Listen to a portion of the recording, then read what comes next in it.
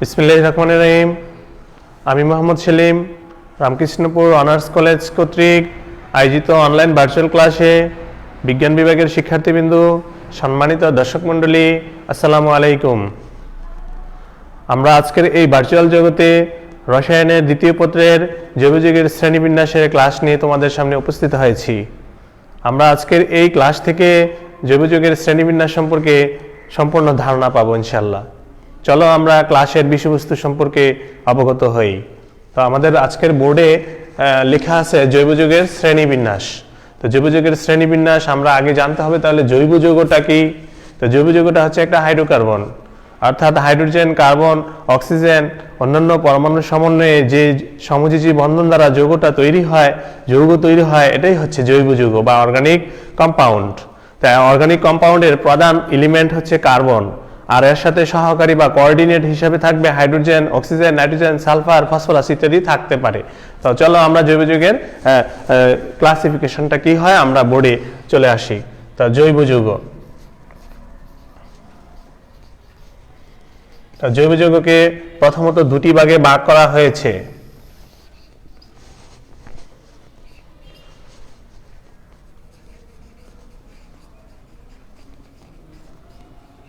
Aliphatic বা মুক্ত শিকল জৈব যৌগ,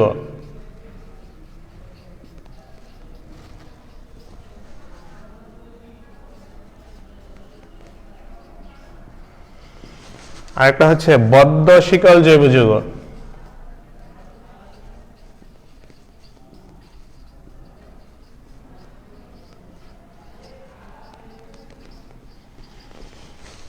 দেখো শিক্ষার্থীবৃন্দ, আমরা প্রথমে জৈব যৌগকে দুটি ভাগে ভাগ করলাম। একটা হচ্ছে অ্যালিফ্যাটিক বা মুক্ত শিকল জৈব যৌগ, বদ্ধ শিকল জৈব যৌগ। তাহলে মুক্ত শিকল জৈব যৌগ কি স্যার? যদি বলো, প্রশ্ন করো, তাহলে আমরা বলতে পারি যে সকল জৈব যৌগের কার্বনের শিকলটা মুক্ত অবস্থায় থাকবে, অর্থাৎ কার্বন শিকলটা অলওয়েজ আমাদের বন্ডিং হবে না, মুক্ত অবস্থায় থাকবে, চক্র আবদ্ধ অবস্থায় থাকবে না, এগুলোকে বলা হয় অ্যালিফ্যাটিক বা মুক্ত শিকল জৈব যৌগ। আর যে সকল জৈব যৌগের কার্বন পরমাণু দ্বারা একটা বন্ডিং হবে, একটা চক্র হবে, একটা সাইক্লো হবে, তখন তাদেরকে বলা হয় বদ্ধ শিকল জৈব যৌগ। তো আমরা একটু এক্সাম্পলে দেখি তাহলে মুক্ত শিকল জৈব যৌগটা কি। যেমন CH3, CH2, CH3। তাহলে এখানে দেখো তিনটা কার্বন দ্বারা এই যৌগটা তৈরি, এই তিনটা কার্বনের দুইটা প্রথম প্রান্ত শেষ প্রান্ত আবদ্ধ না, সুতরাং এটা একটা মুক্ত শিকল জৈব যৌগ। যদি আরো আছে আমাদের মুক্ত শিকল জৈব যৌগ, যদি আরেকটা এক্সাম্পল দেই, যেমন এটার নাম হলো প্রোপেন, আর এটা যদি আমরা বলি এটা হচ্ছে ইথিন। তো ইথিনে দেখো এটাও মুক্ত শিকল জৈব যৌগ। আরো লিখতে পারি আমরা প্রোপাইন, এটাও মুক্ত শিকল জৈব যৌগ। অর্থাৎ এই শিকলটার কার্বন পরমাণুগুলা প্রান্তীয় কার্বন এবং কার্বনগুলা কখনো আবদ্ধ অবস্থায় থাকে না। তাহলে মুক্ত শিকল জৈব যৌগকে আবার আমরা ভাগ করতে পারি, দুটি ভাগে ভাগ করতে পারি। একটা হবে সম্পৃক্ত জৈব যৌগ,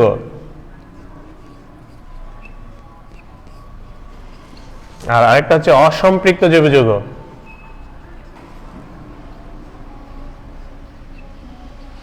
দেখো শিক্ষার্থীবৃন্দ, তাহলে সম্পৃক্ত জৈব যৌগের একটা আণবিক সংকেত আছে CnH2n+2। এই আণবিক সংকেতটা সম্পৃক্ত জৈব যৌগ মেনে চলে। তাহলে সম্পৃক্ত জৈব যৌগ কি? যে সকল জৈব যৌগ কার্বনের একক বন্ধন দ্বারা আবদ্ধ থাকবে, CnH2n+2 আণবিক সংকেতটা মেনে চলবে, এই ধরনের জৈব যৌগগুলোকে বলে সম্পৃক্ত জৈব যৌগ। যদি আমরা এক্সাম্পলে যাই, তাহলে আমরা একক বন্ধন বিশিষ্ট যৌগগুলোই সম্পৃক্ত জৈব যৌগ। CH4, CH3, CH2, CH3 এগুলো একক বন্ধন দ্বারা আবদ্ধ, সুতরাং এগুলো হচ্ছে সম্পৃক্ত জৈব যৌগ। যেমন methane, propane, ethane, butane, pentane, hexane, heptane, এগুলো আমাদের সম্পৃক্ত, সব উচ্চারণ এন উচ্চারণ হবে, সম্পৃক্ত জৈব যৌগ। অসম্পৃক্ত জৈব যৌগ আমরা দুইটা আণবিক সংকেত দ্বারা বুঝাইতে পারবো। দুইটা কি? CnH2n আর একটা হচ্ছে CnH2n-2।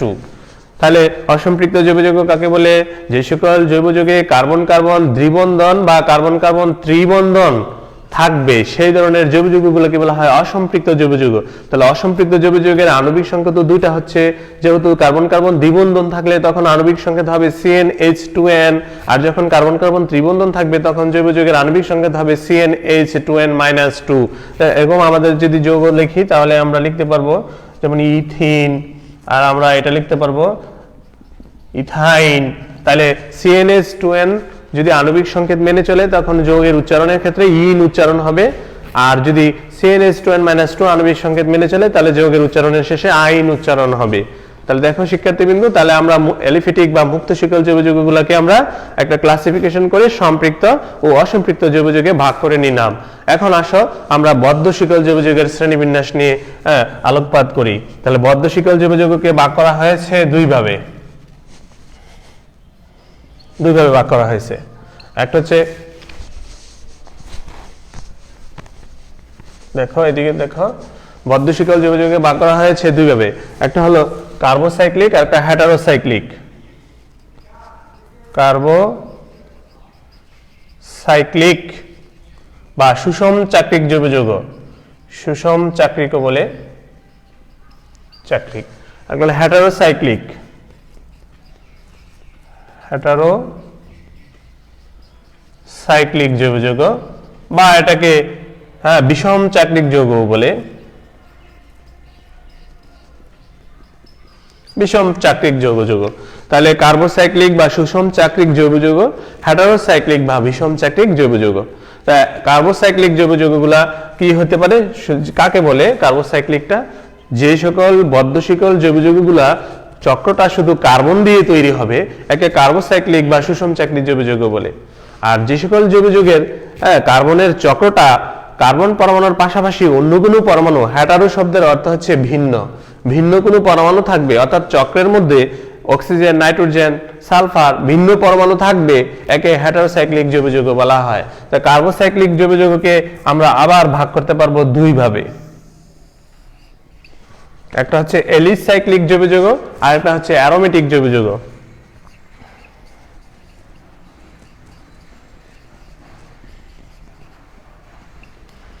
এলিসাইক্লিক জৈব যৌগ আর একটা হচ্ছে অ্যারোমেটিক জৈব যৌগ।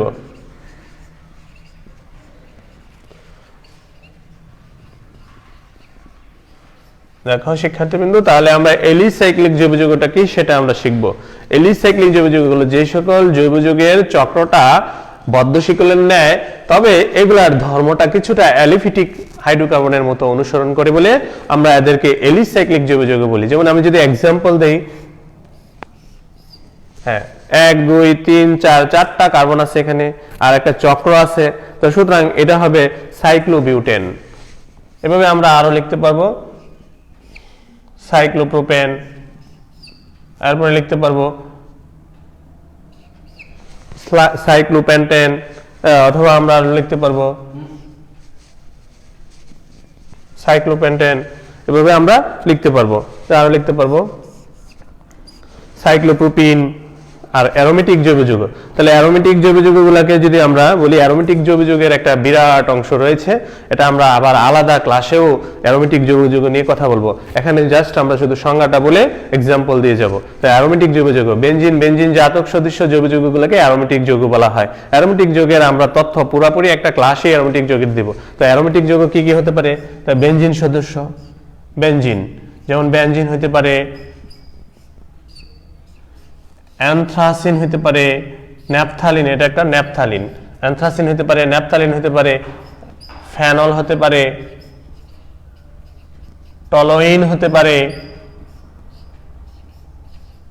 এই অ্যারোমেটিক যৌগ, এগুলো হচ্ছে অ্যারোমেটিক জৈব যৌগ। তাহলে এবার হেটারোসাইক্লিক জৈব যৌগকে আবার আমরা এদিকে একটু মুছে ফেলছি।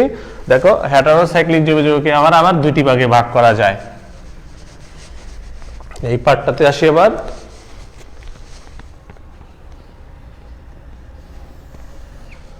হেটারোসাইক্লিক জৈব যৌগ, তাই হেটারোসাইক্লিক জৈব যৌগ হচ্ছে কি, হেটারোসাইক্লিক জৈব যৌগে আমরা দুইটি ভাগে ভাগ করতে পারবো, হেটারো এলিসাইক্লিক, হেটারো এলিসাইক্লিক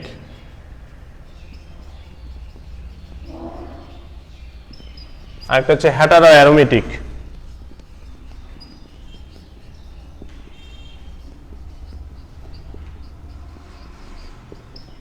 হেটারো এলিসাইক্লিক এবং হেটারো অ্যারোমেটিক। তো হেটারো এলিসাইক্লিকটা কি? তাহলে হেটারো শব্দের অর্থ ভিন্ন, এলিসাইক্লিক হচ্ছে এলিফিটিকের ন্যায় চক্রবদ্ধ যৌগ। তাহলে আমরা একটা যৌগ লিখতে পারি, যেমন এটাকে যদি আমরা লিখি ইথিলিন অক্সাইড,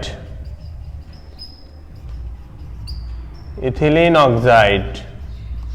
দেখো এই চক্রটা কার্বন ছাড়া একটা ভিন্ন পরমাণু অক্সিজেন রয়েছে, এখানে কার্বন রয়েছে, আর একটা চক্রটার ক্ষেত্রে চক্রটা হতে গিয়ে কার্বন ছাড়া একটা অক্সিজেন পরমাণু যুক্ত হয়েছে। সুতরাং এটা একটা অ্যালিসাইক্লিক জৈব যৌগ।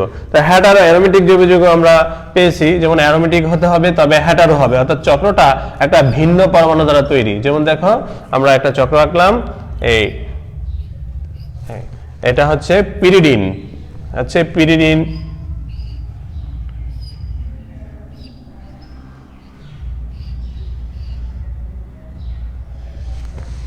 ফিউরান,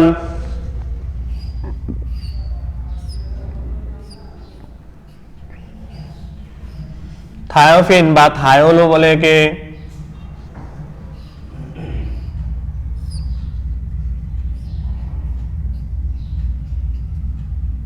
এটাকে পাইরুল বলে। তাহলে দেখো হ্যাটারো অ্যারোমেটিক জৈব যৌগ কাকে বলে? হ্যাটারো অর্থাৎ ভিন্ন, অর্থাৎ চক্রটাতে একটা ভিন্ন করে পরমাণু রয়েছে। দেখো এই জায়গায় ছিল কার্বন কার্বন কার্বন কার্বন, কিন্তু এইখানে এসে কার্বন পরমাণু না থেকে এখানে নাইট্রোজেন পরমাণু রয়েছে। এটাও দেখো কার্বন না থেকে অক্সিজেন পরমাণু, এখানে সালফার পরমাণু, এখানে নাইট্রোজেন পরমাণু রয়েছে। তাহলে এই চক্রগুলো অ্যারোমেটিক, এই যৌগগুলো অ্যারোমেটিক, কিন্তু হ্যাটারো অ্যারোমেটিক। কারণ অ্যারোমেটিক যৌগ আমরা দেখেছি চক্র সবগুলাই কার্বোসাইক্লিকের মধ্যে কার্বন পরমাণু দ্বারা ছিল, আর এখানে কার্বন পরমাণু ছাড়া নাইট্রোজেন, অক্সিজেন, সালফার, নাইট্রোজেন রয়েছে। তাই এই চারটা যৌগের নাম অত্যন্ত গুরুত্বপূর্ণ, আমাদের এমসিকিউতে আসে। তাই এই যৌগটার নাম হচ্ছে পিরিডিন, আর এটার নাম হচ্ছে ফিউরান, আর এই যৌগটার নাম হচ্ছে থায়োল বা থায়োফিন, আর এই যৌগটার নাম হচ্ছে পাইরুল। তো শিক্ষার্থীবৃন্দু, তাহলে আমরা জৈব যৌগের যে শ্রেণীবিন্যাসটা পড়েছি, আমরা একটু আবার এক নজরে এই শ্রেণীবিন্যাসটা সম্পর্কে একবার বলে যাব। তাহলে জৈব যৌগ অর্থাৎ কার্বনের সমযোজী বন্ধন দ্বারা কার্বনের যে যৌগ গঠিত তাকেই বলা হয় জৈব যৌগ। তাহলে জৈব যৌগগুলা দুই ভাগে ভাগ করেছি আমরা, সম্পৃক্ত, প্রথম হচ্ছে এলিফিটিক বা মুক্ত শিকল হাইড্রোকার্বন, এরপরে বদ্ধ শিকল হাইড্রোকার্বন।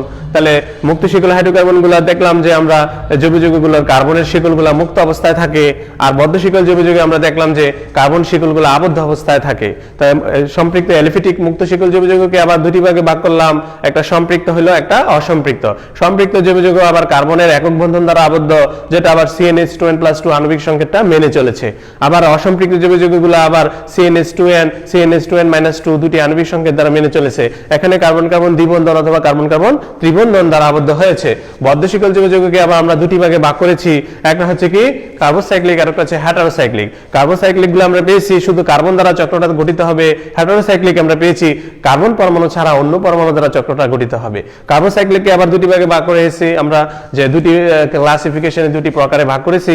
কার্বোসাইক্লিক হচ্ছে কি আমরা পড়েছি, কার্বোসাইক্লিকে একটা পড়েছি এলিসাইক্লিক আর একটা পড়েছি অ্যারোমেটিক। তো এলিসাইক্লিক হচ্ছে শুধু এলিফিটিকের ন্যায় আচরণ হবে, কিন্তু এটা বদ্ধ শিকল হবে। আর অ্যারোমেটিক গুলো আমরা পড়েছি বেনজিন সদৃশ অথবা বেনজিন জাতকের সমৃদ্ধ যৌগগুলো হচ্ছে অ্যারোমেটিক জৈব যৌগ। অ্যারোমা শব্দ থেকে অ্যারোমেটিক যৌগের উৎপত্তি হয়েছে, বিজ্ঞানী কেকুল স্ট্রাকচারটা দিয়েছে। এখানে অনেকগুলো নীতি রয়েছে, আমরা অ্যারোমেটিক যৌগের ক্লাসে যাই আমরা অ্যারোমেটিক সম্পর্কে বিস্তারিত আলাপ করব। এরপরে দেখো হ্যাটারো সাইক্লিক জৈব যৌগে আমরা আবার দুইভাবে ভাগ করেছি, হ্যাটারো এলিসাইক্লিক, হ্যাটারো অ্যারোমেটিক। হ্যাটারো এলিসাইক্লিক গুলো অর্থাৎ চক্রটা কার্বন পরমাণু ছাড়াও হ্যাটারো পরমাণু অর্থাৎ ভিন্ন পরমাণু দ্বারা চক্র গঠিত, যেমন ইথিলিন অক্সাইড একটা এক্সাম্পল আমরা দিয়েছি।